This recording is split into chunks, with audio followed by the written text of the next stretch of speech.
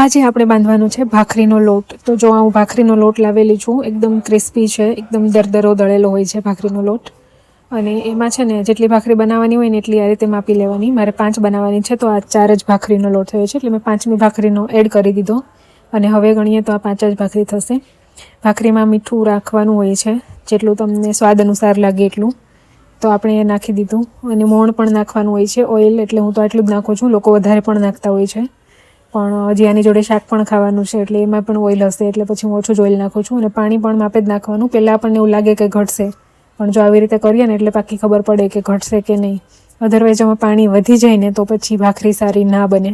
એટલે પહેલાં થોડું પાણી નાખીને આવી રીતે માપી જ જોવાનું. જો આટલું તો થઈ જ ગયું. જેટલો છેલ્લે લોટ બાકી રહ્યો છે એમાં જ પાણી નાખી અને એમાંથી જોઈ લેવાનું.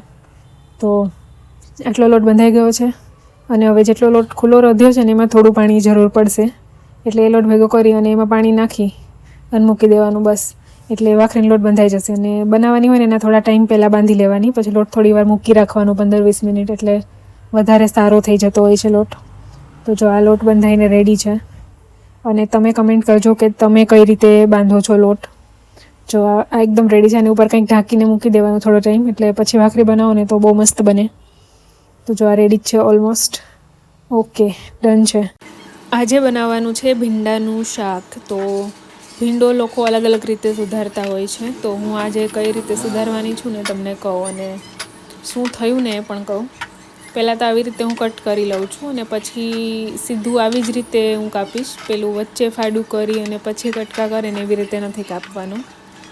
તો આમાં કેવું થયું કે મેં આટલો વિડીયો પૂરો કર્યો ને પછી જે મેં કાપવાવાળો વિડીયો શૂટ કર્યો ને તો એ સેવ જ ના થયો. તો એ હવે હું મૂકી જ નહીં શકું. હવે નેક્સ્ટ ટાઈમ જ્યારે ભીંડાનું શાક બનશે ત્યારે એ બનાવીશ. અત્યારે જો આવી રીતે કાપી અને પછી સીધું કટ કરવા માંડવાનું, એટલે છે ને વચ્ચે આવું કંઈ કાઢવું ના પડે. અને ચોમાસાનો ભીંડો આવે પણ એટલો મસ્ત, દવાવાળો પણ હશે ખબર નહીં, પણ આના પછીનો જે વિડીયો લીધો ને સેવ જ ના થયો.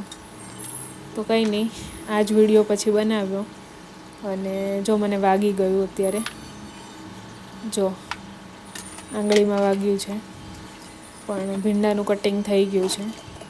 હવે જો પાછું આમ કરી અને આવી રીતે જો સ્ટાર્ટ કરી દીધું. આવી જ રીતે બધા જ ભીંડા કાપ્યા મેં. આજે આપણે બનાવવાની છે ગુજરાતીઓની ફેવરેટ લસણની ચટણી.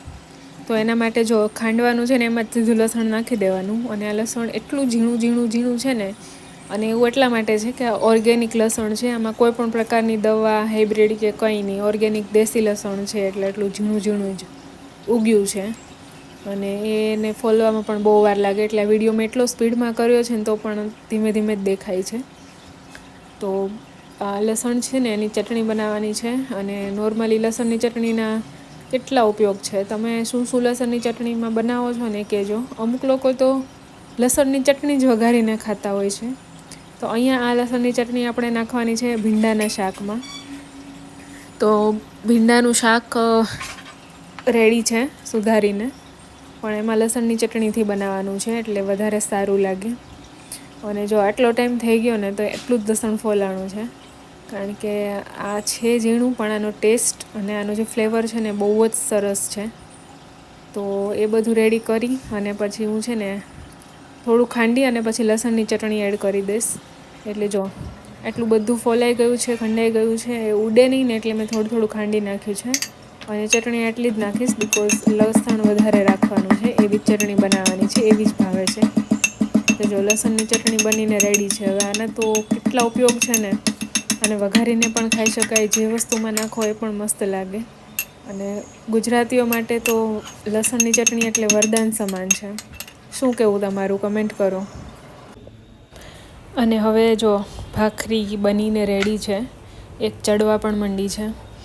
અને આ ભીંડાનું શાક છે, આની ઉપર થાળી મૂકી અને એમાં પાણી નાખ્યું છે. અને ભીંડાનું શાકમાં મસાલો ઉપર નાખ્યો છે, એટલે બેસી ના જાય. અને લસણવાળી ચટણી પણ એમાં નાખી છે.